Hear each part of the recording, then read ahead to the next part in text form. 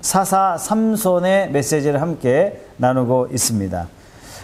지난주에 나눴던 13장 말씀에는 삼손이 어떤 배경에서 태어났고 어떻게 자랐는지, 더군다나 지난주에 읽었던 말씀의 맨 마지막 절은 소라와 에스다올 사이 마하네단에서 여호와의 영이 그를 움직이기 시작하셨더라, 이렇게 기대감을 가지고 말씀이 마무리되고 있습니다. 지난주 말씀은 삼손에게 여호와의 영이 충만했다, 이렇게 마무리하면서 도대체 14장부터는 도대체 여호와의 영이 충만해서 삼손에게 어떠한 일이 일어났을까 하는 그런 기대감을 가지고 말씀을 마무리했습니다.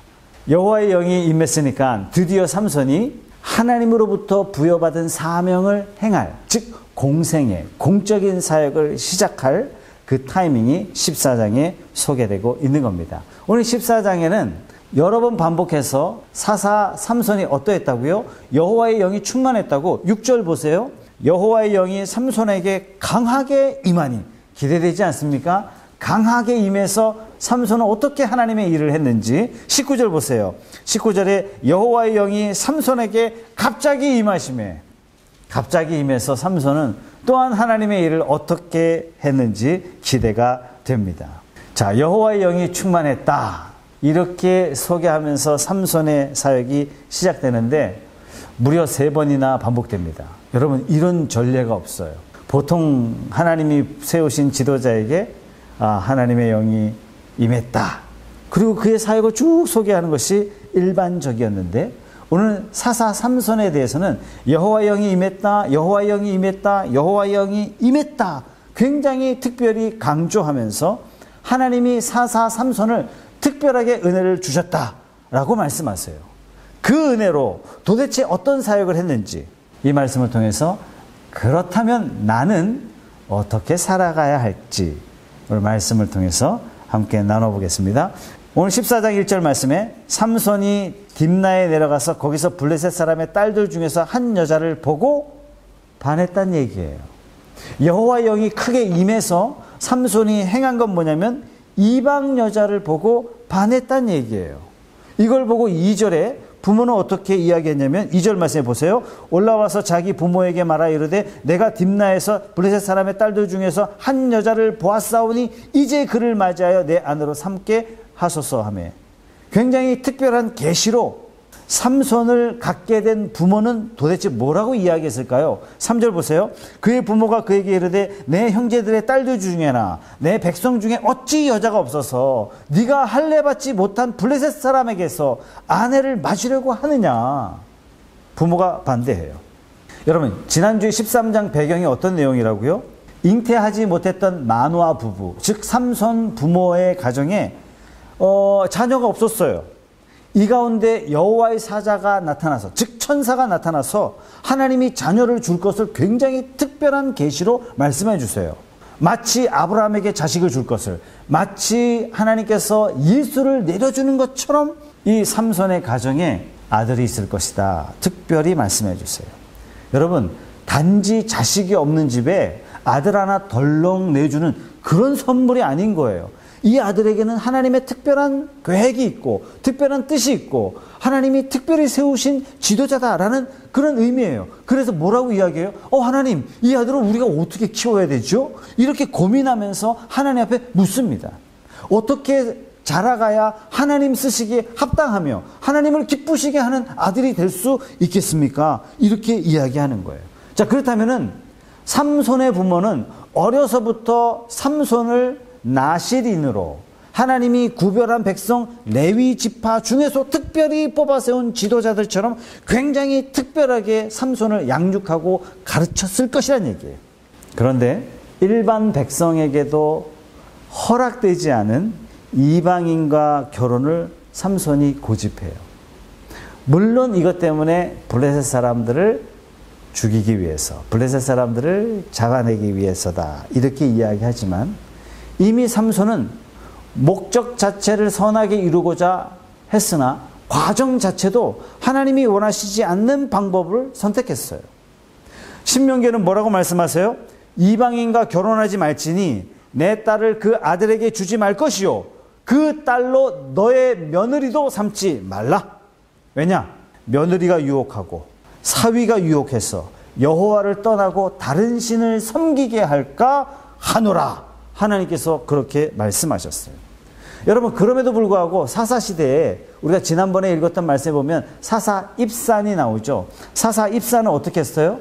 아들 30과 딸 30이 있었어요. 참 자식도 많이 낳았죠. 아들 30은 어떻게 했어요? 이방 여자 30명을 데려와서 며느리 삼았어요. 딸들은요, 이방에 30명 딸을 다 보내버렸어요. 다시 말해서 사사가 그랬단 말이에요. 사사가. 그러니까 하나님의 말씀에 대해서는 언중에도 없는 거예요.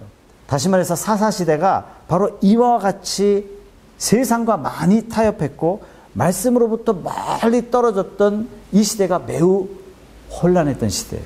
지도자마저도 어두운 시기를 살아갔던 시대가 사사시대다라는 것입니다. 자, 이런 와중에 삼손의 부모는 이방 여자 며느리를 데려오는 거에 대해서 반대합니다. 이건 뭐죠? 삼손의 어머니는, 삼손의 아버지는 경건성이 살아있는 거예요. 그러자 삼손의 대답이 뭡니까? 3절 말씀 후반절에 보니까 삼손이 그의 아버지에게 이르되 내가 그 여자를 좋아하오니 나를 위하여 그 여자를 데려오소서. 여러분, 어떤 상황에서 이런 얘기를 해요? 여호와의 영이 부음받았을 때. 다시 말해서 은혜 받아놓고서 하나님이 하지 말라는 방법을 취하고 있는 겁니다. 또 하나의 사건이 일어납니다. 5절 6절 같이 읽어볼게요. 시작. 삼손이 그의 부모와 함께 딥나에 내려가 딥나의 포도원에 이른즉 젊은 사자가 그를 보고 소리 지르는지라. 여호와의 영이 삼손에게 강하게 임하니 그가 손에 아무것도 없이 그 사자를 염소 새끼를 찢는 것 같이 찢었으나 그는 자기가 행한 일을 부모에게 알리지 아니하였더라. 여러분, 여호와의 영이 임하자 손에 아무것도 없이도 사자를 찢을 수 있을 만큼 놀라운 능력을 하나님이 주셨어요. 자, 그럼 여러분들 질문하겠습니다. 그럼 왜 부모에게 알리지 말라고 했을까요? 부모님 염려하실까봐? 부모님 걱정하실까봐? 부모님 놀라실까봐? 부모님 심장마비 걸리실까봐? 거기에 대한 단서가요, 8절 9절에 나와 있어요. 얼마 후에 삼손이 그 여자를 맞이하려고 다시 가다가 돌이켜 그 사자의 주검을 본즉 사자의 몸에 벌떼와 꿀이 있는지라.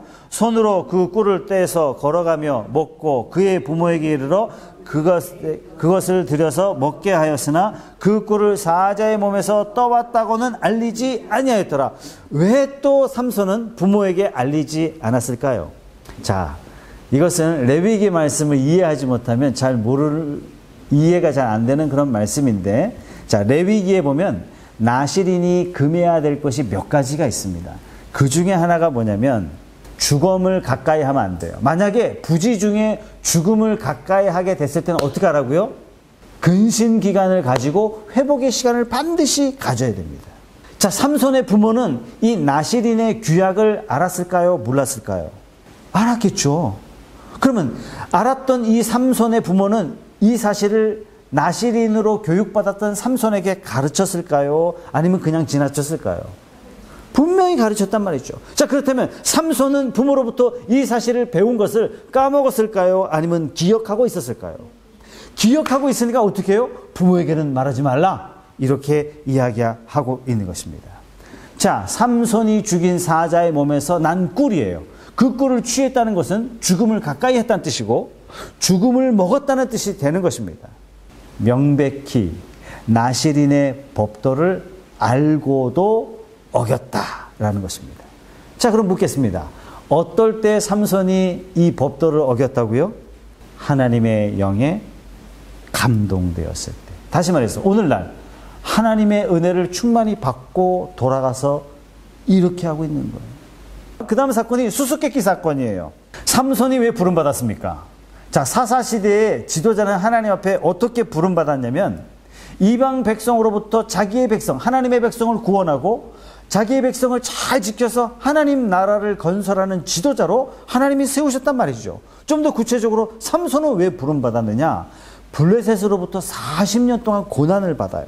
이 블레셋으로부터 하나님의 백성을 구원하고 하나님의 백성들을 통해서 하나님 나라를 세우도록 하나님의 백성을 보호하도록 삼손은 부름받았습니다. 그런데 이 삼손이 이방 여자를 아내로 삼고 아내의 꼬임에 넘어가서 결과적으로 자신도 블레셋의 포로로 끌려가게 됩니다. 사자를 맨손으로 찢어낼 정도로 하나님이 은혜를 주신 거예요. 이것은 상식적으로 인간이 행할 수 없는 놀라운 능력을 하나님이 주셨다는 얘기예요. 매우 특별한 징조도 주셨고, 삼손이 태어나는 것부터 시작해서 하나님께서는 삼손은 각별한 사람이야, 삼손은 특별한 사람이야, 삼손에게는 하나님이 주실 특별한 일이 있어 라고 하나님께서 사인도 주시고 징조도 주셨어요. 뿐만 아니라 자신이 느낄 만큼 여호와의 영이 임한 것을 느끼게 되고, 자신도 알 만큼 사자 입을 찢어낼 만큼 강력한 힘을 하나님으로부터 부여받았다는 사실을 삼손은 알았어요. 그러면 그 능력을 하나님의 백성을 구원하는 일에 썼습니까? 자신을 위해서, 자신의 욕망을 위해서, 자신의 유희를 위해서 하나님의 능력을 바닥에 흘려보내는 거예요. 오늘날 한국교회가 욕먹는 이유는 뭐죠? 교회가 에너지를 어떤 특정한 사람들을 위해서 쓰더란 얘기예요. 이게 상식적으로 말이 안 된다는 얘기입니다. 그러나 우리 주 예수 그리스도께서는 사자를 찢어낼 능력을 가지고, 마귀의 입을 찢어낼 능력을 가지고 이 땅에 오셔서 사탄의 유혹을 이겨내시고 물리치시고 승리하시고 십자가에 걸어가시면서 그 능력과 그 권능으로 저와 여러분들을 구원하신 줄 믿습니다.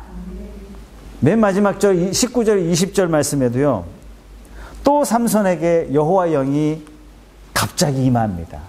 갑자기 임해서 뭘 했다고요? 우리 19절 20절 같이 한번 읽어보겠습니다. 19절 20절 시작. 여호와의 영이 삼손에게 갑자기 임하심에 삼손이 아스글론에 내려가서 그곳 사람 30명을 쳐 죽이고 노력하여 수수께끼 푼 자들에게 옷을 주고 심히 노하여 그의 아버지 집으로 올라갔고, 삼손의 아내는 삼손의 친구였던 그의 친구에게 준 바 되었더라. 간단하게 이야기해서 삼손이 여호와의 영이 충만해서 뭐 했냐면 30명 쳐 죽이고 열받아서 집에 갔어요. 그리고 뭐 했냐면 와이프는 친구한테 줬더라. 우리가 상식적으로 읽어도 이게 뭔가 말이 안 되는, 상식적으로 읽어도 뭔가 앞뒤가 맞지 않는 그러한 정황들이 계속 반복되고 있단 말이죠.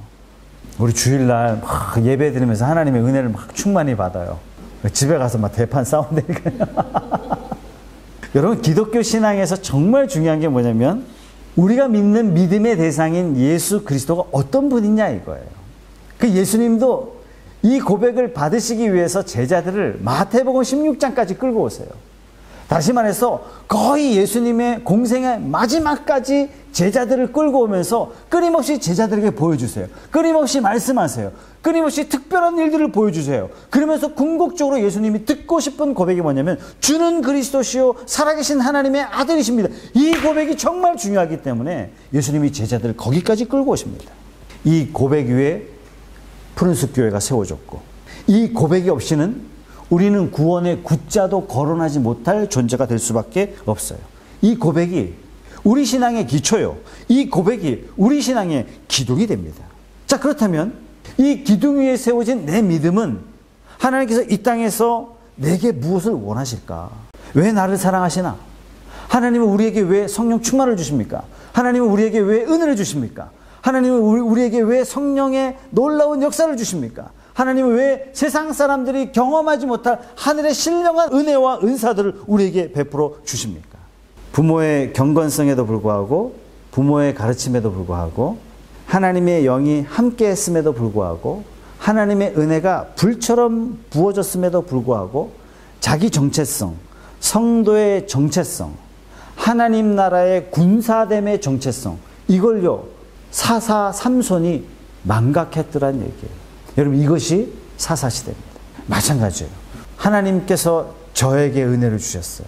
근데 이 은혜를 왜 주셨는지 망각하고 있다면 우리는 사사 삼손의 위치에 있는 것과 똑같은 상황이라고 봐도 될 겁니다. 하나님께서 은혜를 주셨어요. 모든 걸 다 주셨어요. 그리고 약속하셨어요. 그러나 그 놀라운 은혜를 받고도 약속을 저버렸어요. 사탄의 말에 순종했어요. 이것이 바로 인류 최초의 사람 아담입니다. 아담으로부터 시작한 모든 인간의 역사는 안타깝지만 삼손과 다를 바 없습니다. 하나님 은혜 주셨어요. 은혜를 망각했어요. 자기를 위해서 썼어요. 혼났어요. 결국 예수님이 십자가 지심으로 모든 걸 해결해 주셨습니다. 이제 우리 차례예요. 삼손이 받은 은혜와는 비교도 할 수 없을 만큼 놀라운 은혜를 저와 여러분들에게 주신 줄로 믿습니다. 여호와의 영이 삼손에게 임한 것 그 이상으로 하나님이 저와 여러분들을 위해서는 하나님이 자기 땅에 임하셨고 저와 여러분들을 하나님의 영광에 참여하는 자로 부르셨고 하나님의 아들 예수 그리스도의 피로 저와 여러분들을 값주고 사셨고 예수님이 우리를 고아와 같이 버려두지 아니하시고 예수님이 떠나시면서 성령을 보내셔서 우리를 늘 함께 동행하시는 놀라운 축복을 저와 여러분들에게 주셨습니다. 하나님을 믿는 모든 자에게는 왕같은 제사장으로 세우시고 거룩한 나라로 삼아주시고 저와 여러분들이 하나님 나라의 영광에 참여할 수 있도록 부르셨어요. 예수를 믿는 모든 자에게 예수님이 약속하셨어요. 세상 끝날까지 내가 너희와 항상 함께 하겠다. 능력의 하나님이 저와 여러분들과 함께 동행하는 줄 믿습니다. 왜 이렇게 하신 거죠? 한 150년 전에 독일의 철학자 막스 베버는 프로테스탄트 윤리와 자본주의 정신, 즉 개혁교회와 자본주의에 대한 책을 썼습니다. 150년이나 지났는데도 불구하고 이 책이요, 지금 이 시대를 말하고 있는 것 같습니다. 오늘날 이 시대는요, 돈의 영향력이 얼마나 강한지 몰라요. 있는 사람도 돈의 노예요. 돈이 없는 사람도 돈의 노예예요. 전부 다 돈을 바라보고 살아요. 목사님, 돈이 현실이지 않습니까? 맞아요.